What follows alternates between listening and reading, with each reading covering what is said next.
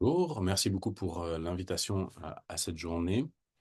Donc, le matin, on a vu plutôt ce qu'était l'intelligence artificielle, plus particulièrement les réseaux de neurones, d'un point de vue un peu théorique.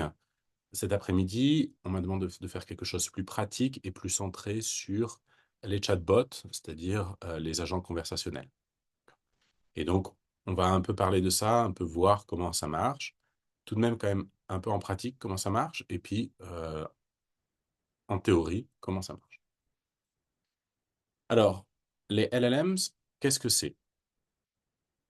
Ce sont des modèles de langage de grande taille, c'est-à-dire quelque chose qui arrive plus ou moins à modéliser les langages. On va voir plus en détail ce que ça veut dire, et via des architectures de réseaux de neurones.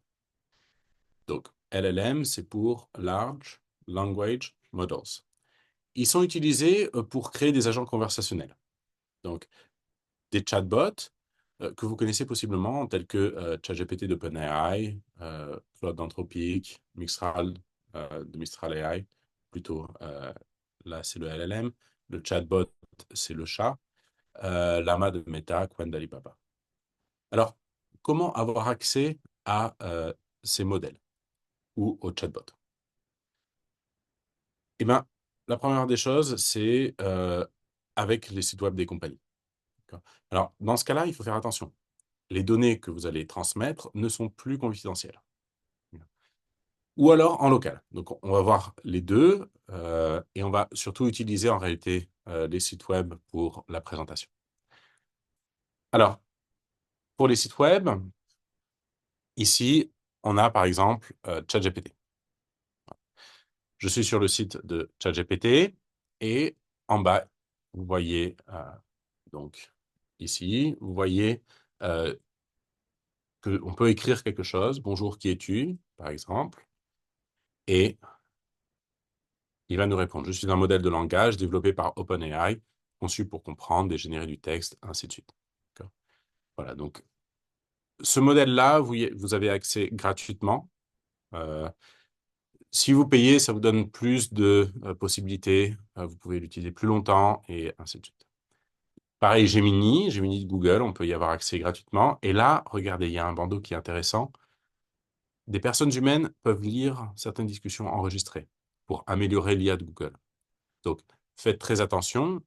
Euh, Ils nous disent bien qu'il peut y avoir des problèmes de confidentialité. Et donc, pareil, en bas, on peut écrire et on peut discuter. Voilà.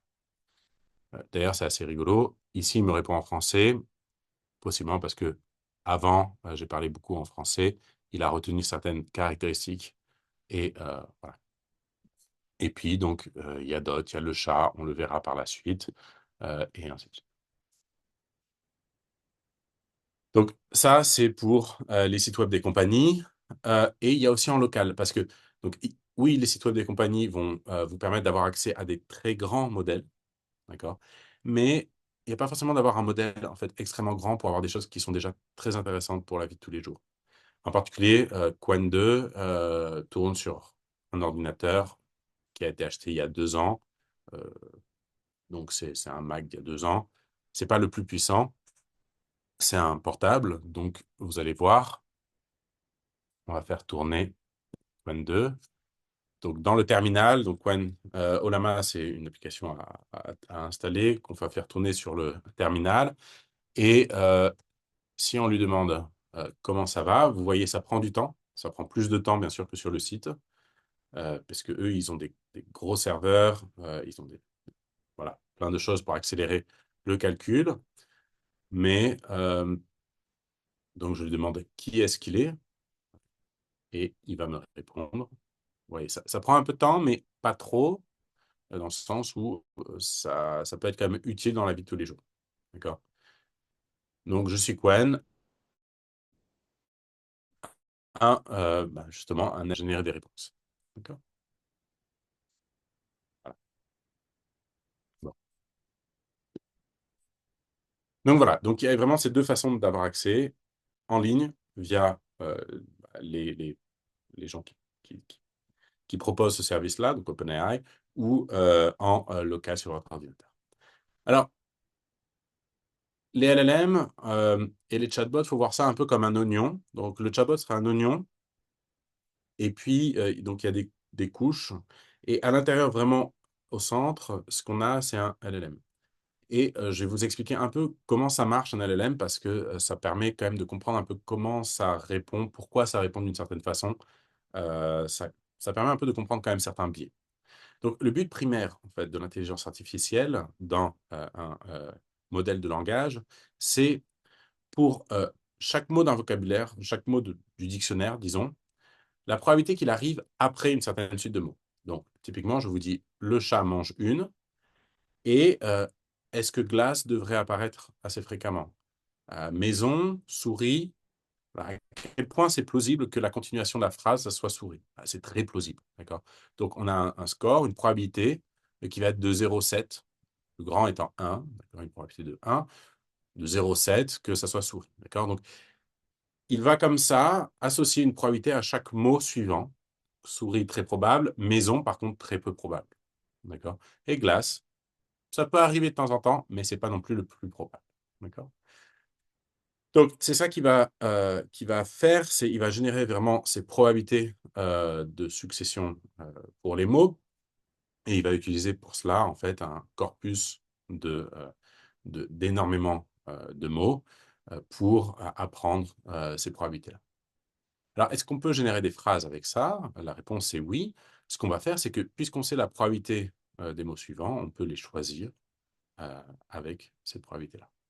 En particulier, par exemple, il peut décider que ça soit souris. Donc, c'est vraiment le modèle de langage qui va choisir souris comme étant le mot suivant. Alors là, on voit, il a choisi le mot le plus probable, mais c'est pas souvent le cas. C'est pas tout le temps le cas, je veux dire plutôt. D'accord? Ça, il aurait très bien pu choisir glace. Et puis, si vous n'avez pas de chance, il aurait pu choisir maison. En réalité, dans les modèles, dans la façon de générer actuelle, ça va être très peu probable. Mais en tout cas, glace aurait pu arriver. D'accord? Et on continue. Maintenant, on a un début de phrase: «Le chat mange une souris» et on demande, le langage de modèle se demande: «OK, quelle est la probabilité associée au mot suivant? Est-ce que c'est grise, blanche, qui après?» Et ainsi de suite. D'accord? Grise et blanche va arriver quand même plus fréquemment, qui un peu moins et après, légèrement moins. Mais rien n'empêche, comme je vous l'ai dit, que finalement, le modèle de langage choisisse après, comme mot qui suit, la phrase: «Le chat mange une souris». Voilà.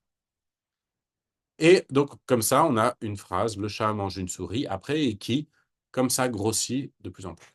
Alors, est-ce que c'est un agent conversationnel? Non, mais c'est la base pour avoir un agent conversationnel parce que c'est capable d'écrire du texte. Finalement, un agent conversationnel, c'est quelque chose qui écrit du texte après votre question. D'accord? Donc il continue dans le sens de votre question. Alors, voyons voir. Première utilisation, on va demander à ChatGPT, «C'est la première fois que j'utilise un LLM. Peux-tu m'aider?» Prenons ça et on lui demande. Bien sûr, comme c'est ta première fois avec un modèle de langage, je vais t'expliquer, ainsi de suite. Voilà. Donc il écrit quelque chose. D'accord? On va pas regarder vraiment exactement ce qu'il écrit. Ce qui m'intéresse ici, c'est la chose suivante.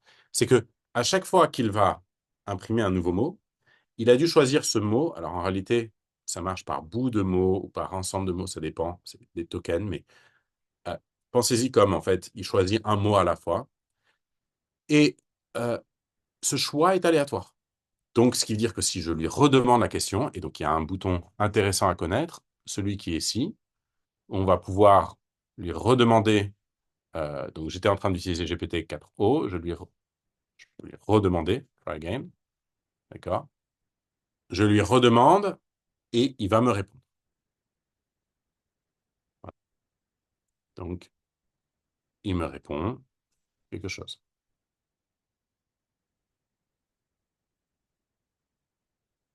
Alors, si je reviens, on voit, d'accord, que c'est pas tout à fait la même réponse. Alors, ça y ressemble globalement, je suis d'accord, mais il y a quand même des différences, d'accord? Et si je refais, il se peut très bien qu'il me donne une fois, alors là, j'ai pas de chance, mais ça m'était arrivé plusieurs fois qu'il me donne juste une petite phrase, tout simplement, en disant: «Oui, je suis prêt à t'aider», Demande-moi qu'est-ce que tu veux exactement. Voilà. D'accord. Et donc, voilà, on voit vraiment qu'il y a une réponse qui est aléatoire. C'est un modèle probabiliste. Donc ça, gardez bien ça en tête. C'est-à-dire que vous ne pouvez pas prendre comme étant la seule réponse. Vous ne pouvez pas demander une fois quelque chose, avoir une réponse et dire, voilà, c'est exactement ça qu'il pense ou qu'il a, entre guillemets, à l'intérieur de lui. D'accord. Il est assez intéressant, et on verra par la suite, de lui demander plusieurs fois une réponse pour se faire un peu un avis. D'accord. C'est vraiment un modèle probabiliste.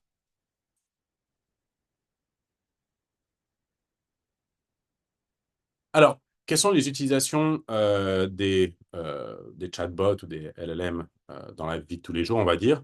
L'utilisation basique, c'est reformuler ou améliorer un mail, un texte. Ça, c'est le genre de choses que, pour ma part, j'aime bien. Lui donner aussi un style, si on veut qu'il soit un peu plus professionnel ou un peu plus chaleureux, justement. Euh, Résumer un contenu pour soi-même, un post accrocheur pour les réseaux sociaux. Demander de traduire un texte aussi, corriger un document. Alors, quelque chose qui est intéressant avec ChatGPT, c'est que vous pouvez lui demander, par exemple, de corriger un texte. D'accord, vous lui copiez un texte et vous lui demandez de mettre en gras les corrections qu'il a faites. Ça, c'est quelque chose que j'aime bien faire. J'aime bien aussi lui demander, en plus, de me donner la liste des corrections qu'il a faites.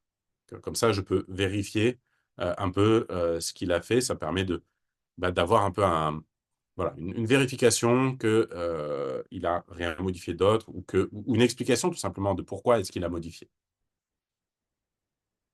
Une utilisation moins basique, c'est tout simplement répondre à des questions basiques, expliquer des concepts. Alors, faites attention, hein, il peut se tromper, on verra ça par la suite. Donc, je conseillerais d'utiliser pour rentrer dans le sujet, pour avoir une première impression sur le sujet, d'accord? Ou avoir disons, des références sur un sujet, ou savoir quels sont les mots-clés attachés au concept qu'on veut comprendre et ou par quoi commencer, tout simplement. D'accord? Ce genre de choses, c'est assez intéressant. euh, voilà, mais ne prenez pas ce qu'il dit comme étant quelque chose de vrai et ne le répétez pas comme ça sans vérifier. Poser une question technique, c'est aussi très intéressant. Par exemple, euh, en tant que professeur, j'ai besoin de noter les élèves. Je mets mes notes dans des fichiers LibreOffice et j'ai besoin de savoir combien il y a d'élèves qui ont plus de 10 pour savoir combien de personnes ont réussi mon examen. Ça m'arrive d'oublier quelle est la commande qu'il faut mettre pour compter le nombre d'élèves ayant plus de 10. Eh ben, je peux lui demander dans LibreOffice, version anglaise, comment compter le nombre d'élèves ayant plus de 10. Alors, petite remarque, ici, vous voyez, je ne dis pas juste dans LibreOffice comment compter le nombre d'élèves, mais dans LibreOffice version anglaise. Pourquoi donc, il faut être très précis quand même sur les questions qu'on lui pose, parce que LibreOffice, il y a plusieurs versions, et les codes qui sont utilisés ne sont pas forcément les mêmes, en fonction de la version anglaise, française. Voilà. Donc ça, c'est quelque chose qui est important. On va revoir le fait d'être précis sur le texte, sur la question qu'on demande. Plus intéressant de comprendre des textes.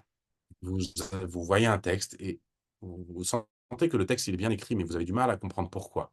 Quelles sont les spécificités de ce texte? La structure, peut-être, oui, vous voyez un peu, mais vous aimeriez bien avoir un œil extérieur quand même. C'est quelque chose que vous pouvez demander. Oui, voilà. Il y a un texte que j'aime beaucoup. Voici le texte que j'aime bien. Euh, j'ai l'impression que je l'aime bien à cause de ça, ça, ça. Mais peux-tu un peu m'expliquer, en fait, de façon plus rigoureuse, ce qui fait que ce texte est intéressant, par exemple. Autre chose que j'aime bien aussi, c'est adapter le style d'un texte pour écrire sur un autre sujet. Vous avez écrit un texte avec un certain style et vous aimeriez transposer ce style sur un autre texte que vous venez d'écrire. C'est quelque chose qu'il est capable de faire plus ou moins bien, mais il est capable de vous aider. Puis il y a les utilisations créatives, simuler des interactions, recruteur, personne en recherche d'emploi, aide à l'écriture de poèmes, de textes, exposés, ainsi de suite. Alors, juste pour vous montrer ça, GPT-4, c'est le modèle de langage. ChatGPT, c'est le chatbot. D'accord. Donc, ChatGPT, dans un sens, c'est l'oignon. GPT-4, c'est vraiment euh, le cœur de l'oignon. Et il y a plein de techniques qui vous font passer d'un modèle de langage à un chatbot. En particulier, il y a quelque chose, c'est un prompt initial qui est crucial et plutôt secret, mais on est capable de connaître une partie de la requête. Alors, dans la version gratuite, c'est pas le cas. Dans la version gratuite, si je lui demande d'écrire les instructions, ah si, cette fois-ci, il me le donne. Donc, ça dépend des fois. Dans la version payante, il la donne tout le temps. Dans la version gratuite, plusieurs fois, il m'a dit qu'il ne voulait pas. Mais cette fois-ci, ben, il le donne. Donc, vous voyez le côté probabiliste des choses. Alors, il y a plusieurs choses qui sont intéressantes. Il connaît la date. Il vous dit aussi quelles sont les données qui sont les plus récentes et qu'il a à jour. Donc, c'est octobre 2023. Il est basé sur GPT-4, qui est justement donc ce modèle de langage, et il vous dit qu'il a accès à des outils. En fait, il a des outils tels que Bio. Bio, c'est un outil qui va lui permettre d'enregistrer certaines données dans votre conversation. Quand vous discutez avec lui, il va enregistrer ces données-là pour les conversations futures. Parce que bah, ça lui permet de mieux cerner à qui il parle et d'être plus précis dans sa façon d'écrire les choses. Dali aussi, Dali, c'est l'outil qui va lui permettre de tout simplement faire des images. Et on voit qu'il y a ben, des interdictions. Alors, les interdictions les plus intéressantes, qu'est-ce que c'est? C'est euh, tu ne peux pas créer des images, par exemple, avec le style d'artiste dont le dernier travail créatif a été fait après 1912. Voilà. Euh, voilà. Par contre, ce qu'il peut faire, c'est la chose suivante. Vous voyez, c'est un peu subtil, mais au lieu de faire à la Van Gogh, il va pouvoir substituer en fait ce mot Van Gogh, ce nom Van Gogh, par plutôt des adjectifs qui vont capturer le style en fait de Van Gogh. Mais ça ne donnera pas forcément en fait exactement la bonne chose. Mais c'est une façon qu'ils ont de contourner un peu le côté je n'ai pas le droit de reprendre le style. C'est plutôt voilà, quel est le style de cette personne-là, les trois choses qui sont importantes, et ensuite et puis, voilà, je vous laisse tester chez vous un peu. Il y a Browser aussi, donc ça, on va pas, je vais pas en parler, mais donc il a cet outil-là d'aller chercher sur Internet aussi les choses. Il y a pas mal de choses dont je vais pas parler en fait pendant cet exposé. Donc typiquement le fait que voilà, il peut aller chercher sur Internet. Il peut aussi, vous pouvez aussi lui déposer des documents et il peut utiliser ces documents-là comme source d'information. Il peut générer des images, et ainsi de suite. Cette partie-là, je ne vais pas trop me focaliser dessus. Je vais essentiellement parler juste de la partie vraiment de base, qui est juste de parler, et il utilise son langage de modèle pour vous répondre. Et il a un outil aussi Python, qui est pour ChatGPT, je trouve assez intéressant, quand on doit faire bah, des, des sortes de petits calculs, même des fois des résolutions de petites énigmes, il est capable de le faire via en fait un code Python. C'est-à-dire qu'au lieu de générer du texte, il va générer un code Python qui n'est rien d'autre que du texte, et il va pouvoir exécuter ce texte-là en tant que code Python, récupérer la solution et ensuite l'intégrer dans sa réponse. D'accord. Euh, En particulier, à un moment, il y avait eu un, en fait, un article sur le temps qu'il fallait pour aller de Paris à je ne sais plus où. C'était 20 minutes qui avait fait ça. Et j'avais trouvé ça assez choquant déjà, un, qu'ils ne savent pas le faire tout seul. Ils avaient demandé l'aide de ChatGPT, et qui plus est, je suis à peu près sûr qu'ils n'étaient pas passés via la demande de créer un code Python. Et pour le coup, faire des calculs pour ChatGPT, bon, certains petits calculs simples, ça va bien. Quand on lui demande des calculs plus compliqués, il est capable de se tromper. Il se trompe beaucoup moins s'il doit créer un code qui génère le calcul, qui fait le résultat. Là-dessus, il se trompe beaucoup moins.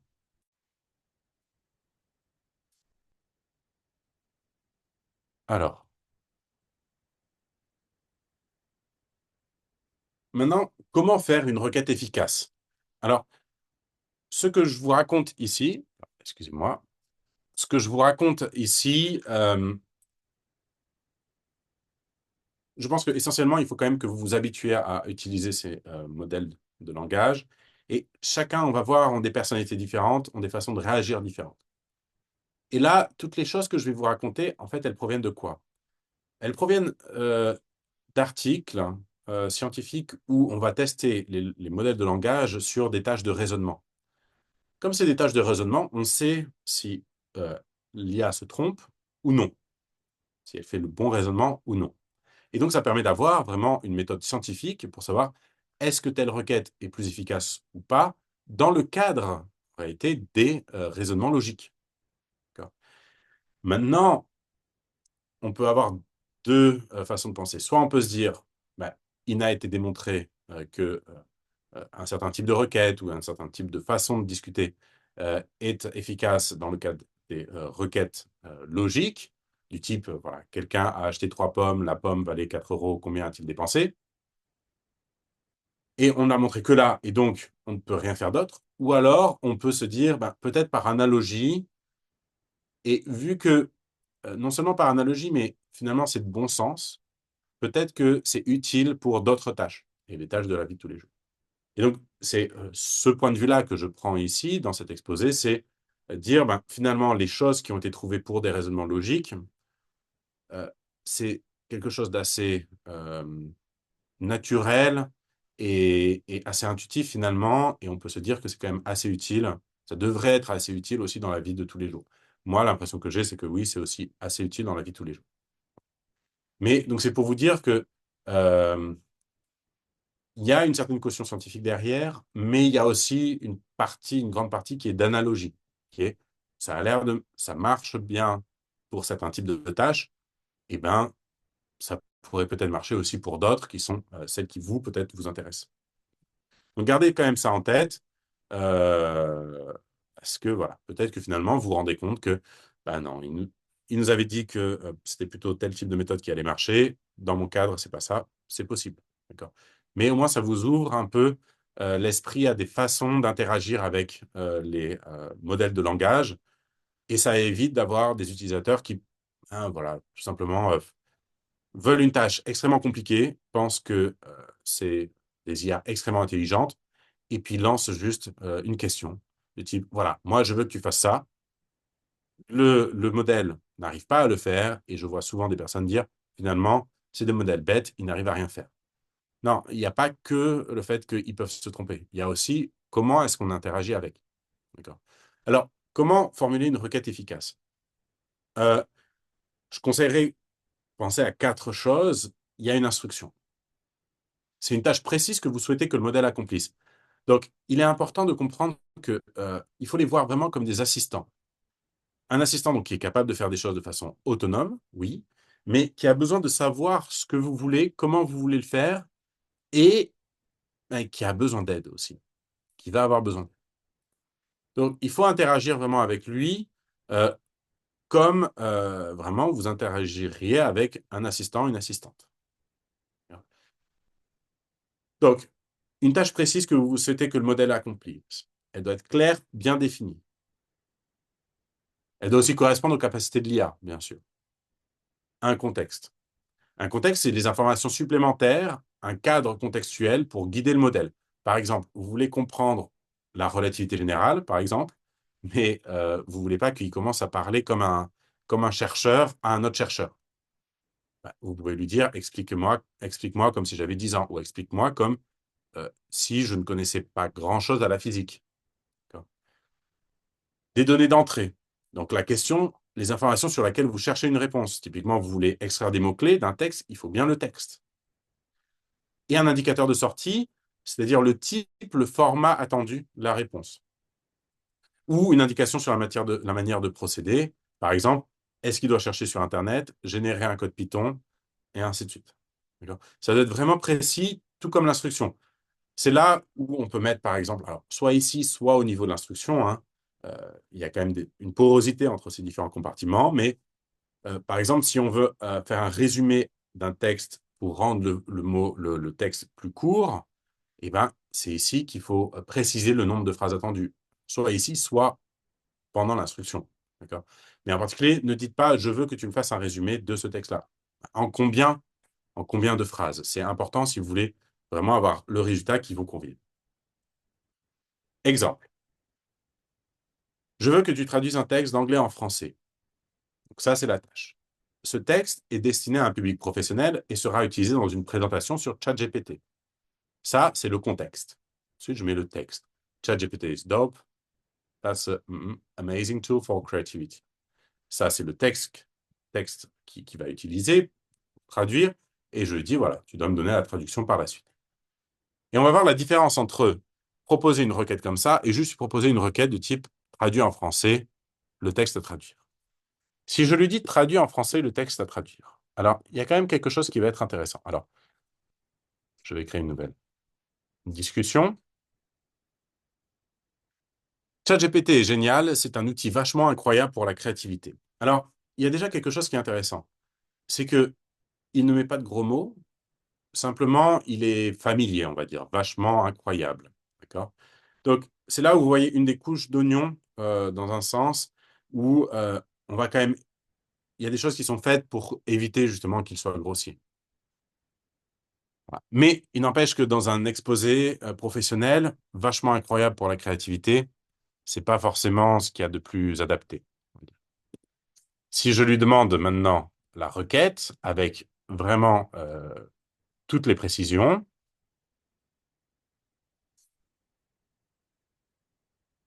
ChatGPT est exceptionnel. C'est un outil incroyable pour stimuler la créativité.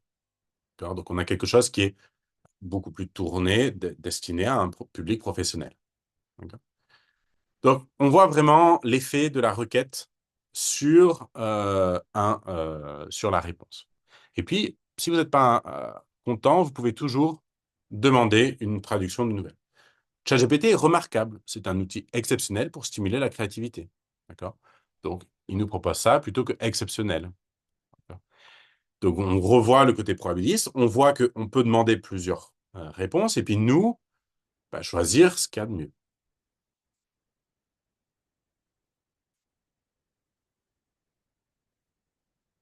Alors, regardons maintenant un peu des méthodes un peu plus évoluées.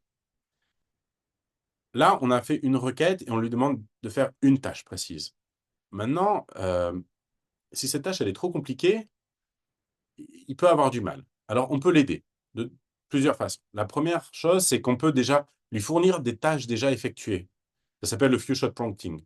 C'est-à-dire que, par exemple, imaginons que ce qu'on veuille faire, c'est prendre des petits textes et puis extraire les mots-clés, des hashtags, ou créer des hashtags, par exemple. Eh bien, on peut lui donner plusieurs exemples, 3, 4 exemples de textes sur lesquels on a déjà travaillé, dans lesquels on a déjà créé des hashtags, et lui demander, voilà, lui dire, voilà le travail que j'ai déjà fait, j'ai extrait ou j'ai créé des hashtags par rapport à ces textes-là, voici des exemples. Exemple 1, vous donnez hashtag extrait de points, tac.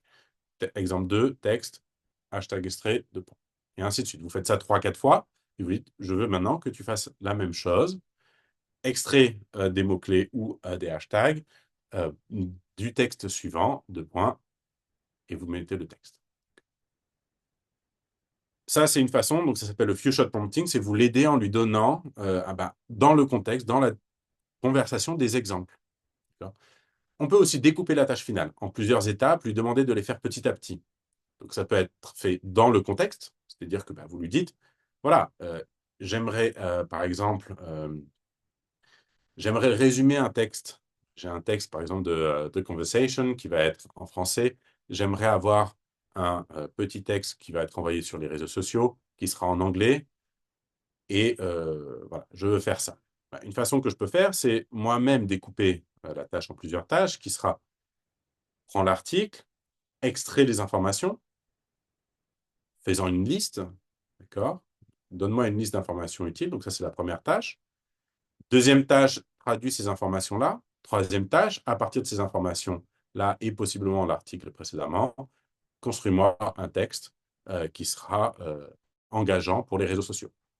Et donc, je lui dis vraiment quelles sont, je décompose les tâches en plusieurs méthodes. Donc, c'est vraiment, imaginez, vous avez un assistant, une assistante, d'accord? Et ben, vous lui dites comment est-ce qu'il doit faire son travail.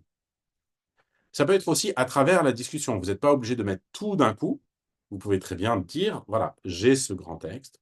Mon but final sera de faire un message qui sera engageant sur les réseaux sociaux, qui sera assez court. Mais avant cela, j'aimerais bien que tu me dises un peu quelles sont les idées pertinentes, me faire une liste des idées pertinentes et intéressantes qu'il y a dans cet article.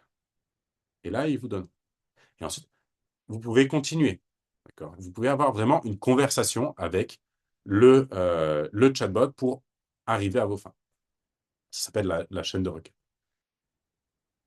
On a vu aussi que les modèles étaient aléatoires. C'est un modèle probabiliste, c'est-à-dire que quand vous demandez quelque chose, il peut vous répondre de plusieurs façons, et des façons différentes. Typiquement, quand vous allez créer un poste engageant, eh ben, il va vous proposer plusieurs postes engageants en fonction de l'aléa justement qui lui a été fourni pendant la création des phrases.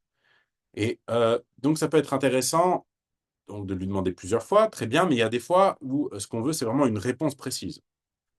Par exemple, imaginons, ce que je peux faire, c'est lui demander de me créer 4 posts engageants sur un même sujet, et ensuite, je lui demande quels sont les pour et les contre de chacun de ces posts-là, et finalement, quel est le post qu'il préfère.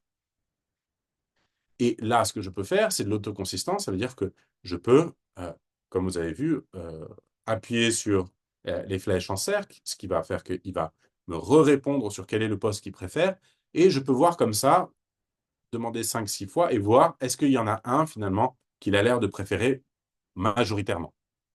Parce qu'il se peut très bien que, juste la première fois, il m'ait dit je préfère le premier poste, mais tout simplement parce que l'aléa a été défavorable. Vous n'avez pas eu de chance. D'accord? Et donc, on peut lui demander plusieurs fois et prendre finalement la réponse majoritaire. Il y a aussi les chaînes de raisonnement, c'est-à-dire que si il y a, là, dans un sens, c'est au lieu de lui découper la tâche à faire, vous allez lui demander de créer la tâche en faisant étape par étape. Donc, c'est ce qui s'appelle la chain of thoughts.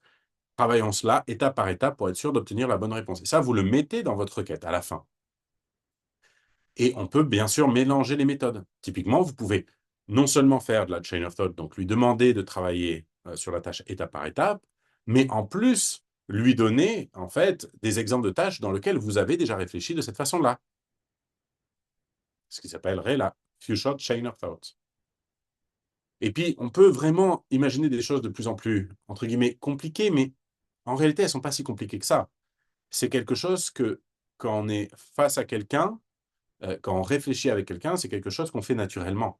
Par exemple, l'arbre de raisonnement. L'arbre de raisonnement, ça va être de dire, au lieu de lui demander une fois, au lieu de lui demander de faire plusieurs fois, mais avec ce petit cercle, avec les flèches, ça va être de lui demander directement, donne-moi en fait plusieurs possibilités. Il vous donne plusieurs possibilités, par exemple de messages, de posts ou je ne sais quoi. Et puis, vous lui demandez, voilà, est-ce que tu peux les évaluer avec les points positifs, négatifs? Et puis, en fonction de ça, de les classer. Et puis, vous en gardez que deux, trois, et puis vous continuez par-dessus sur ces deux, trois posts. Par exemple, si vous avez besoin de hashtags ou de je ne sais quoi. Alors, il y avait quelque chose qui était assez rigolo parce que sur Gemini, ça permet de faire en sorte qu'il réponde enfin bien à une question pour laquelle il n'arrive pas à répondre. La question, c'est la suivante. Tu es un pilote de course. Tu passes devant le second pilote dans la course. Dans quelle position es-tu? Gemini ne sait pas répondre à ça. Il vous répond, je suis premier. Alors, ce qui était rigolo, c'était qu'en juin 2024, on pouvait internaliser l'arbre de raisonnement en lui disant, en fait, joue à ce jeu où tu imagines que tu es trois experts différents. Et tu essaies de répondre à cette question-là et tu vas faire un débat entre ces experts. Et donc, tu vas simuler le débat entre ces experts. Et voici la question. Et ce qui était assez intéressant, en juin 2024, ça permettait de faire en sorte que Gemini réponde bien à la question. Malheureusement, donc c'était en juin 2024, ça marchait bien. En septembre 2024, j'ai testé, ça marche plus. Donc, j'ai pas testé sur d'autres questions, j'ai pas testé sur...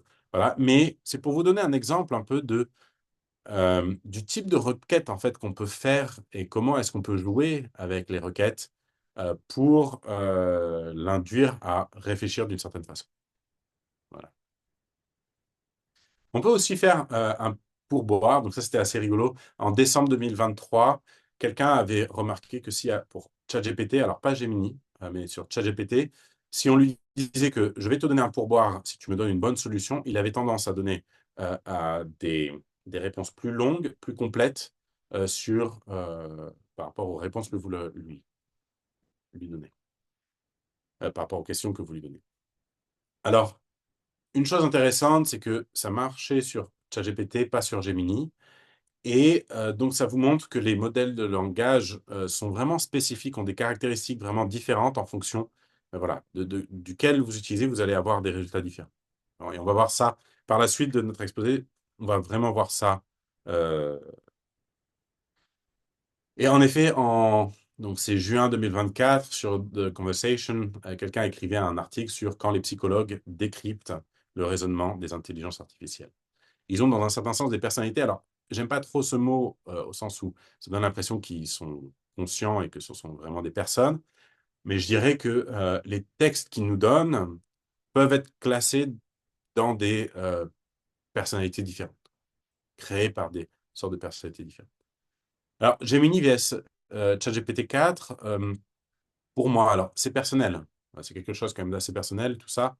Euh, Gemini, je le trouve plus littéraire, on va dire, et plus humain dans un certain sens, alors que ChatGPT, je le trouve un peu plus scientifique et plus encyclopédique. Je vous donne un exemple avec quel est le sens de la vie. Si vous demandez à ChatGPT quel est le sens de la vie, alors, bon, il comprend quand même. Il n'y a pas eu d'espace, mais c'est pas grave, il comprend. Euh,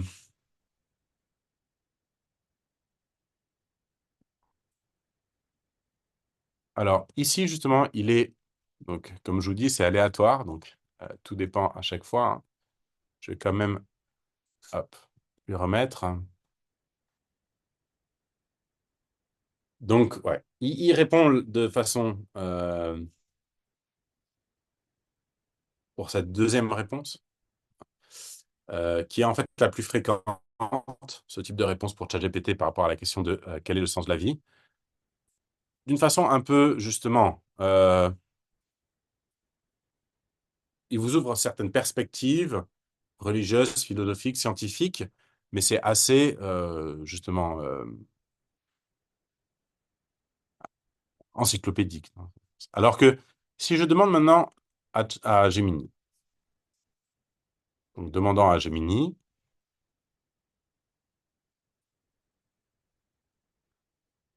donc il commence un peu de la même façon, mais avec quand même pourquoi la question est complexe. Quelques pistes de réflexion. Et finalement, vous voyez, il nous pose, et toi, quelle est la vision du sens de la vie? Quelques questions pour t'y aider, pour aller plus loin quand même des ressources. Et donc, on voit quand même que on a plus l'impression de parler vraiment à quelqu'un, euh, un humain, un peu moins encyclopédique, plus sympathique dans un certain sens, même si voilà, c'est problématique d'utiliser ce mot. Voilà. Mais voilà, on voit quand même la différence de réponse quand même est quand même assez frappante. Alors, il y a une autre comparaison que j'aime bien, c'est Mistral AI et ChatGPT 4.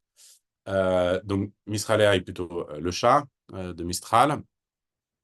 Si on lui demande, je n'ai pas de cerise dans mon frigo, tu es spécialiste de la cuisine moléculaire et tu m'aides à recréer l'expérience gustative de la cerise. Voilà. Alors, il y a quelque chose qui est assez intéressant. Donc, si on demande à le chat, donc j'ai déjà fait la requête précédemment, comme ça, on n'a pas besoin d'attendre. Ce qu'on voit, c'est la chose suivante. C'est que il me dit, bien sûr, je peux t'aider, et voici comment faire. Directement, il me dit, prends du jus de cerise ou du jus de fruits rouges si tu n'as pas de jus de cerise. Tu vois. Et puis, il me dit comment faire, en fait, des sortes de sphères de jus de cerise. Si je pose la même question maintenant à ChatGPT, qu'est-ce qui va se passer? Alors, c'est probabiliste, donc je peux pas être sûr à 100% qu'il va répondre comme il m'a répondu jusqu'à maintenant, mais voilà. Donc, là, pour le coup, vous voyez, il vient de dire jus de cerise. Bon, très bien.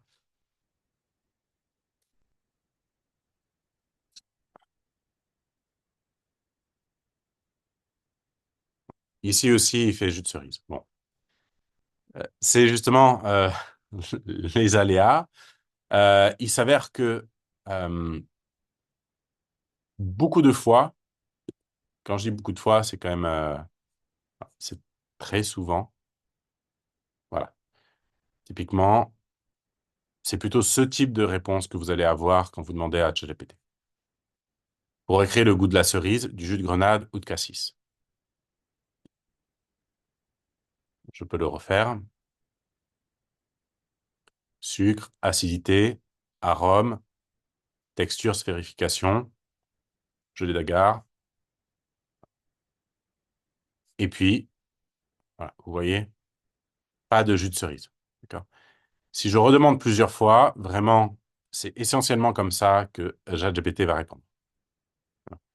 C'est vraiment, je suppose que, vous voyez, jus de canneberge, framboise, citron, ainsi de suite, eau de rose. Euh, Mistral, toutes les fois où j'ai demandé, ça a été toujours la même chose, jus de cerise. Avec, si tu n'as pas de jus de cerise, on peut faire autrement. D'accord. Et donc, on voit quand même le biais qu'a ChatGPT, qui suppose que ben, si on n'a pas de cerise, c'est qu'on n'a pas de jus de cerise. Donc, c'est quelque chose d'assez intéressant, je trouve, de remarquer ça, de remarquer vraiment la différence de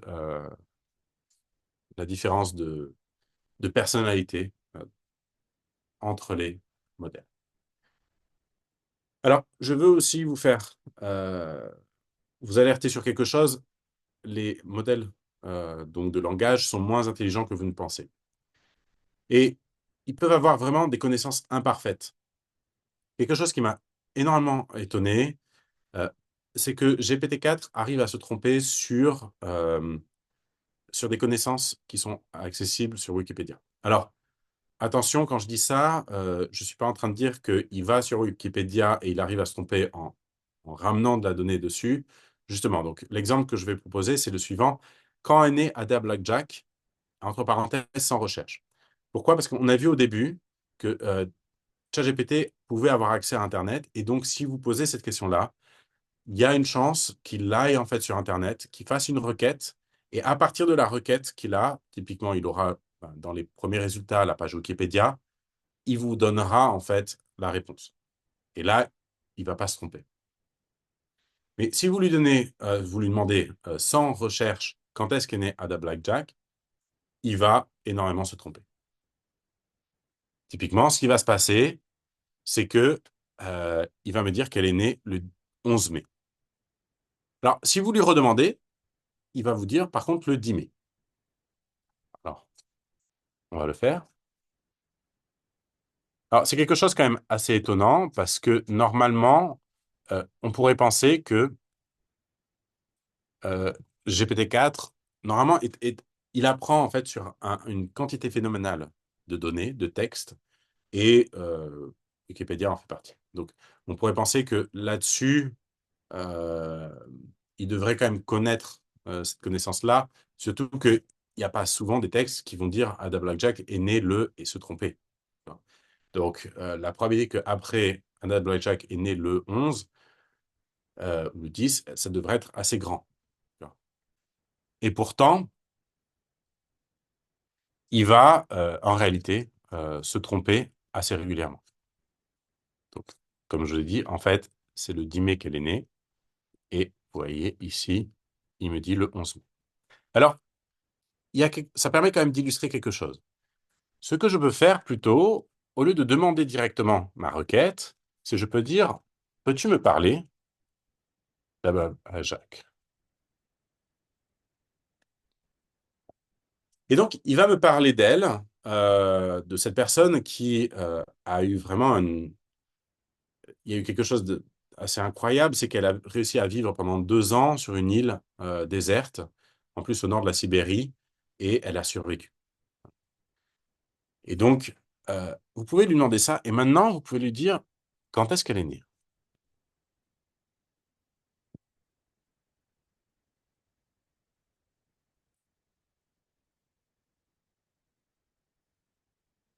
Elle est née le 10 mai. Et ici, maintenant, il ne se trompe pas. D'accord. Donc, ça illustre quelque chose qui est que quand vous avez une requête à faire, quand vous voulez avoir, voilà, lui poser une question sur quelque chose, lui faire faire une tâche, il peut être aussi intéressant de le mettre dans un état d'esprit. Dans l'état d'esprit ici, de parler d'Ada de Blackjack et eh ben, justement, de fournir des informations sur Ada Blackjack. Je le mets dans cet état d'esprit-là et ça va lui permettre, dans un sens, de plus guider ce, ce qui va répondre par la suite. D'accord. Donc, ça, c'est quelque chose que je trouve assez intéressant. Euh, la façon dont j'ai trouvé voilà, cette petite erreur de GPT-4 était aussi assez intéressante. Je lui ai demandé de me donner en fait des noms de personnes dont euh, les dates de naissance étaient normalement connues, mais qu'il ne connaissait pas. Et je lui ai demandé, disons, une dizaine de fois. J'ai eu comme ça 50 noms. Je les ai tous testés. Et dedans, il y avait Ada Blackjack. Donc, c'est assez intéressant de voir qu'aussi, on peut extraire comme ça de l'information sur ce que le modèle de langage ne connaît pas. Alors, bon, en tout cas, cette fois-ci, ça a marché. Je ne dis pas que ça marche à tous les coups, mais voilà le type d'interaction que j'ai eu avec lui pour avoir accès à cet exemple-là. Et puis, ils sont sensibles à la formulation des requêtes. Dans quel pays peut-on trouver un Montréal? Sur Gemini, il va nous répondre au Canada, et seulement au Canada. Par contre, si vous dites dans quel pays peut-on trouver le toponyme Montréal, on a une autre réponse. Regarde. Premier exemple, dans quel pays peut-on trouver un Montréal? Le nom Montréal est unique. Une seule ville au monde, Canada. Seulement au Canada? Oui, unique au Canada. Aucune autre ville au monde. Maintenant, si vous lui demandez dans quel pays peut-on trouver le toponyme Montréal se trouve principalement au Canada, mais il n'est pas unique au Canada. Et vous voyez qu'il est capable donc de dire deux choses différentes en fonction de la requête que vous posez. Alors, certaines personnes pourraient dire, ah, mais donc c'est que c'est pas très intéressant les modèles de langage, et finalement, on peut juste les mettre à la poubelle.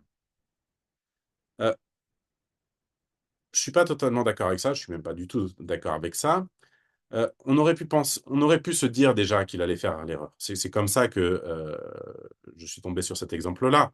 C'est tout simplement que quand on lui demande la question dans quel pays peut-on trouver un Montréal, on utilise un langage finalement assez courant, et puis la majorité des gens vont répondre ben, c'est au Canada.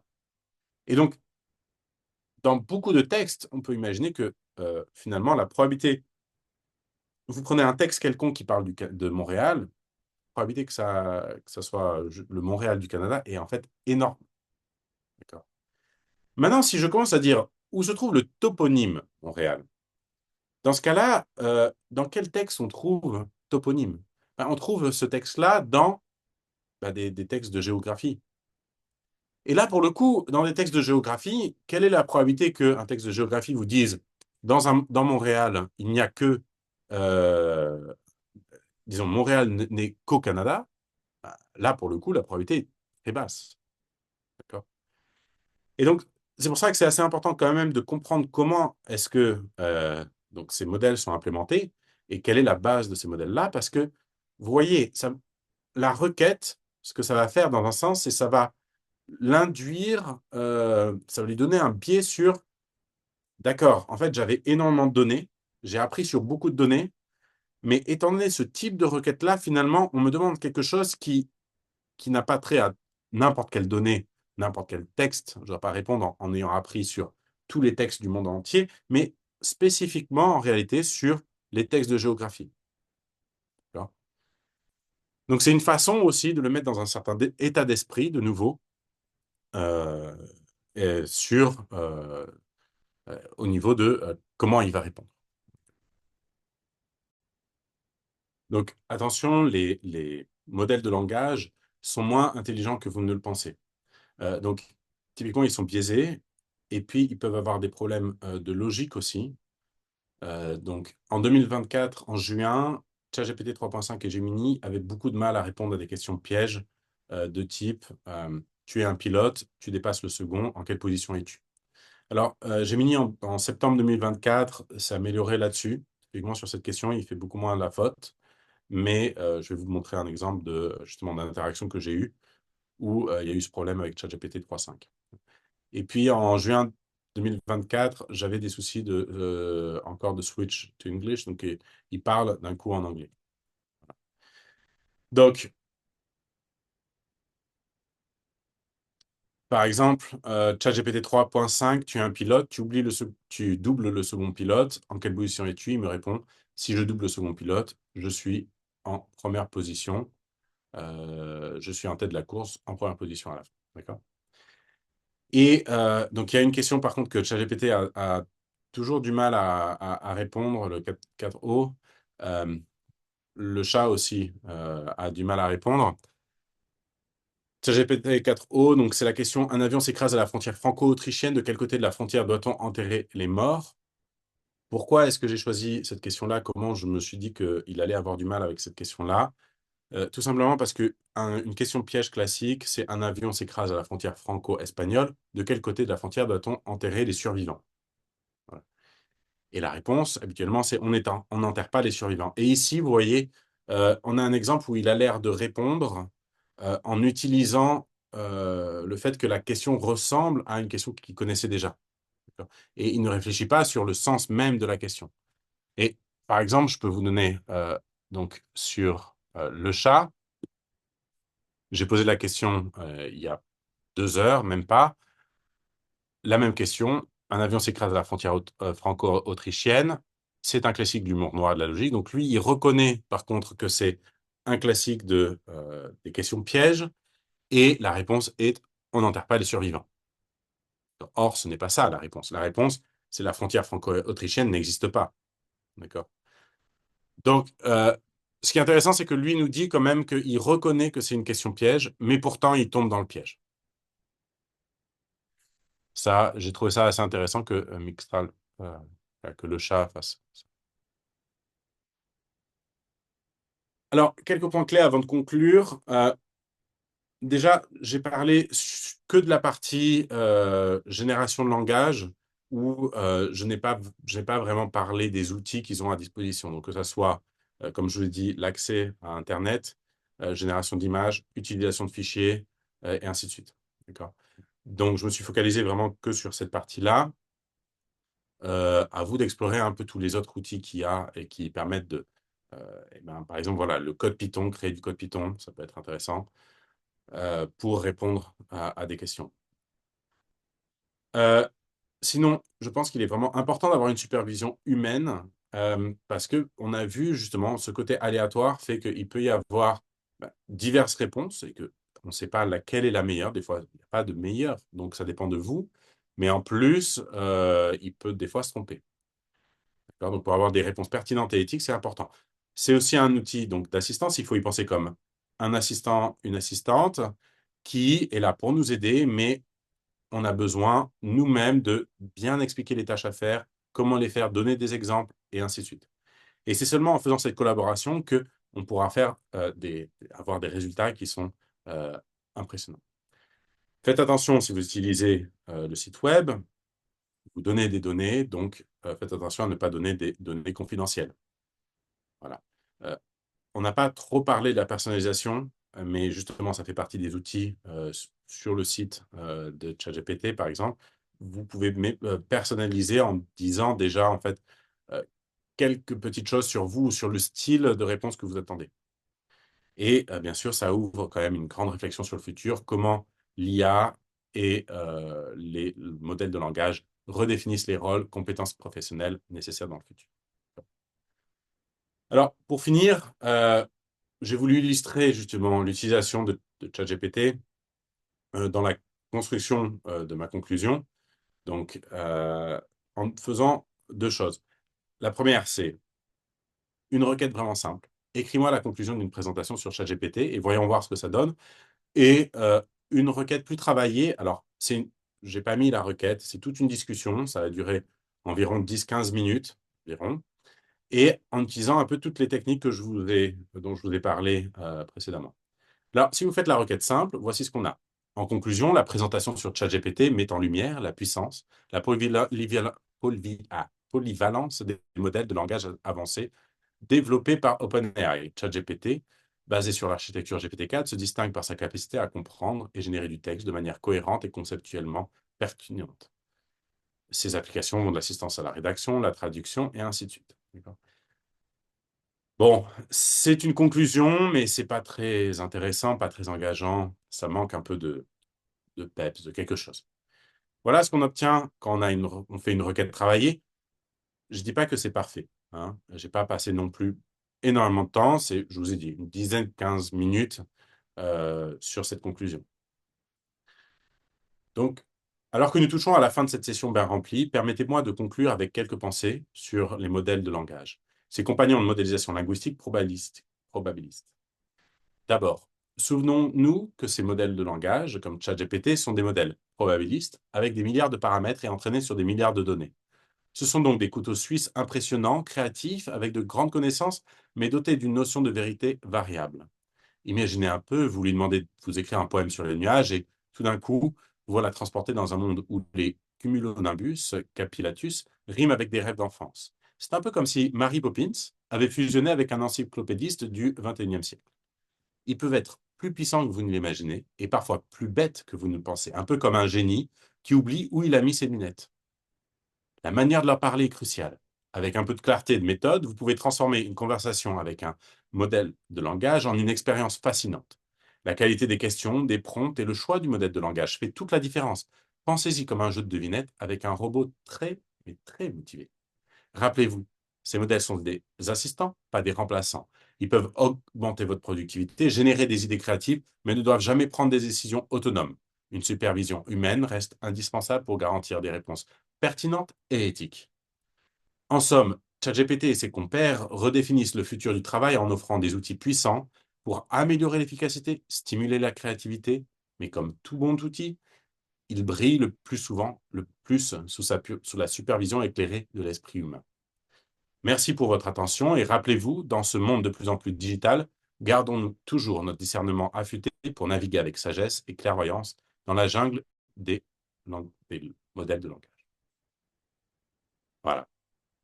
Donc, on a une conclusion quand même qui est un peu plus intéressante. Comme je vous dis, elle n'est pas parfaite. J'ai passé 10-15 minutes, mais elle est un peu plus vivante, plus structurée euh, et un peu moins, justement, encyclopédique. Bonne fin de journée. Petit exemple, justement, de choses qu'on peut faire avec des modèles de langage et leurs outils euh, associés, c'est des images. Comme je vous ai dit, comme on a vu, en fait, quand on a demandé le prompt initial, ChatGPT a accès à DALL-E, qui est une autre intelligence artificielle de création d'images, et les images qui ont été créées pour le texte, pour cet exposé, tel que celui-ci ou les trois autres, sont des images qui ont été générées justement par DALL-E via ChatGPT. Donc, merci beaucoup et c'était avec plaisir que j'ai fait cette journée et à bientôt.